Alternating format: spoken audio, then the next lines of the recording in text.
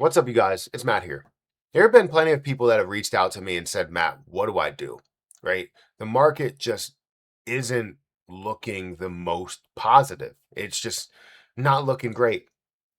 And they've said, look, I want to just sell everything that I own and I want to go into gold and silver, which is perfectly fine. You could do whatever you feel necessary. But before you make that move into gold or silver, before you make that move into the S&P 500, before you decide to chase collectibles and things that are up at the moment, you need to listen to what I have here, right? What I'm talking about within this video, because it's tough, right? I've dealt with it plenty of times. And if you are trying to chase markets, go ahead and do that, right? I don't ever recommend chasing anything that's up, but if you feel that that is necessary for you to win, then definitely go ahead and make those moves. I'm not going to fight you. I'm not going to tell you that you're making the wrong move. You make whatever move you think is going to work best for you.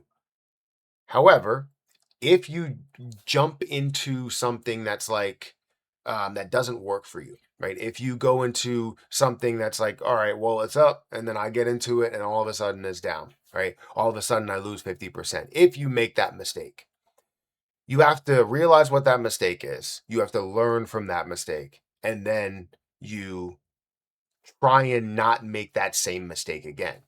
The issue is that if you are getting into a peak of a market and you make that mistake and you lose 70% of what you own, rather than, you being in crypto and seeing that then explode, that's a huge mistake and it's going to be hard to come back from.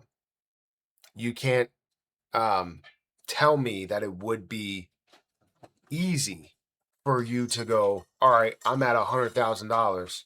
I'm not making any money right now, but I didn't lose all my money. And I'm just going to put all that into something that's moving. And then that $100,000 turns into 30,000. You lose 70% of what you had. You can't tell me that that won't be hard on you, right? I'm not saying that that will be the case, that you will lose 70% in these markets. Know that all markets have their ebbs and flows.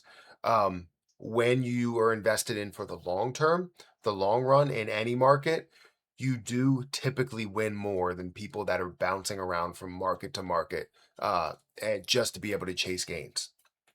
So I just want to say that. But before we get into the breakdown in this video, going through crypto and giving you what I've learned, make sure you guys hit the like button, hit that subscribe button, hit the notification bell for more of these videos. Also, make sure you check out the links down below. I have a link for BTCC down below if you want to give them a look. 10% deposit bonus on your first time deposit, extra bonuses up to $10,055, and you can enjoy up to 40% lower trading fees. Trade up to a 250x leverage, all with no VPN and no KYC that's required. You can also demo trade. So if you are looking to test out the market, you can easily test out the market by demo trading money that isn't real. It's just flowing in the regular market, and you can see if you would have made money. Just know that that can be difficult if you make $10,000 and that wasn't in the real market. It may feel a little bit weird because you didn't actually make any money. But it does prove your strategy if you had one. So feel free to check it out. Link down below, BTCC at the top of the description. Now, if we look at cryptocurrency overall, it is currently at a $2.2 trillion market cap, which by any means is not the lowest market cap that we've seen. But compared to where it has been for a lot of positions, compared to where it has been, it doesn't look the best. Volume doesn't look the best. Fear and greed index seemingly is neutral, while also altcoin season is seemingly neutral, making it seem like everything's in the middle and you should be making money regardless. But there's a lot of things that are not even close to all-time highs, not even sniffing all-time highs. They're talking about Cardano at 17 cents. At one point, 40 cents looked like it would be the lowest price for Cardano.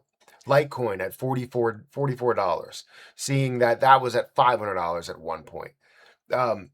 SUI at 67 cents. Avalanche at $6. Shiba Inu at 4, right? A $2.6 billion market cap. Kronos coin at less than 5 cents.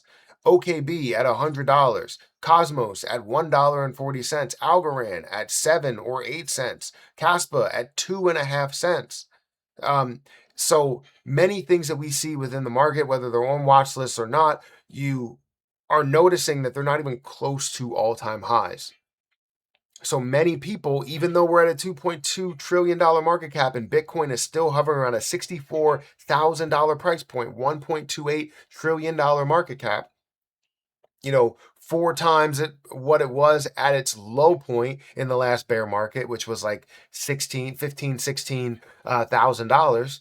It's sitting at 64,000. That's basically what it was at the previous all-time high, right? Before skyrocketing to 70, 80, 100, 120, $130,000.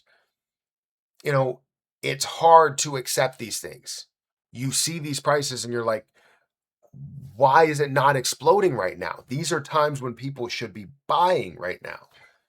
Every market goes through tough times. And what's crazy is that the more that people say, altcoin season is now, altcoin season is happening, altcoin season is upon us, is the reason why altcoin season did not happen.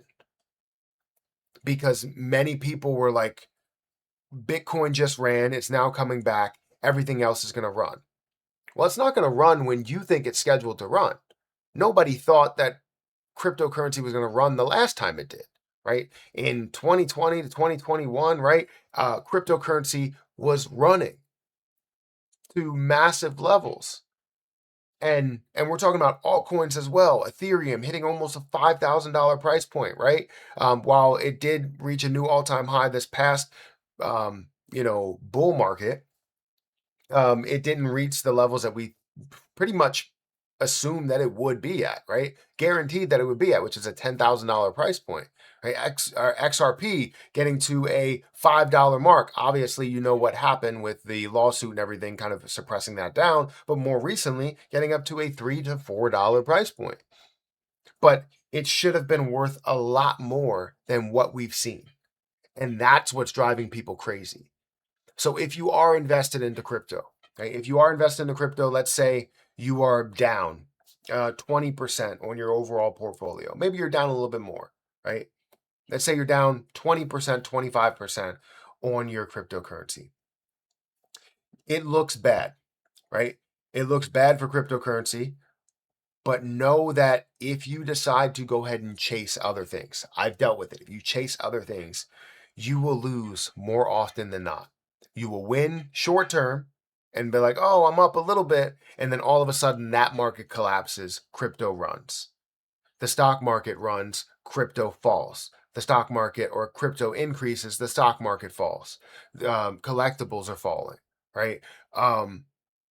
Gold and silver, they may be falling. And then you see crypto explode. So no one truly knows what is going to happen, when it's going to happen, and how far we're going to see this explosion, what is going to be utilized. And with that unknown, that's what should make things interesting. The only thing that makes it super difficult for people is the fact that they invest either a little bit more than what they were willing to invest or willing to lose, or willing to hold. It's money that they want to see continue to grow, and they're looking at cryptocurrency as short term. You cannot. Cryptocurrency will be utilized long term. Do we know which ones? Some of us feel a certain way about some, but it's not a guarantee that those are going to be worth as much as we think they're going to be worth. So that's why it's not clear to say, oh, don't sell your crypto, don't give up on cryptocurrency. I just want you to learn from every situation, right? If you decide to give up on cryptocurrency and you go and buy gold and silver or platinum or whatever, then do it, right? Make that move, but be confident in it. And if you make a mistake, know and realize what you did wrong. If you didn't make a mistake and you make a lot of money short term, then feel free to learn from that. But then also still understand what happens long term within that market that you're no longer in, right? Cryptocurrency, gold and silver. If you decide to get out of that after a profit, if you make money, make that money, but continue to pay attention to that market, not to chase it, but to understand what the up and downs were within that and what's moving after that, so you can learn from these situations even in positivity. Does that make sense? So I say for anybody that believes heavily in crypto, maybe you shouldn't sell your crypto. Maybe you should wait it out or wait some of it out. Have forever crypto balances that you don't plan to touch. Then put all the rest into a market that you want to explore. Because I'm not going to tell you you need to own crypto. I'm not going to tell you you have to sell everything or hold everything, but understand what you're doing and what mistakes you could be making based on that. Time in the market beats timing the market. So if you are timing the market, eventually you're going to lose and you're going to lose big. And then the people that have time in the market and explore other markets and also create time in that market, they win big. Anyways, hit that like button, hit that subscribe button. I want to know what you guys think about this. Also, make sure you check out some of the links down below. Check out my link for BTCC if you guys are interested. But I'm going to get out of here. I'll catch you guys in the next one. See ya.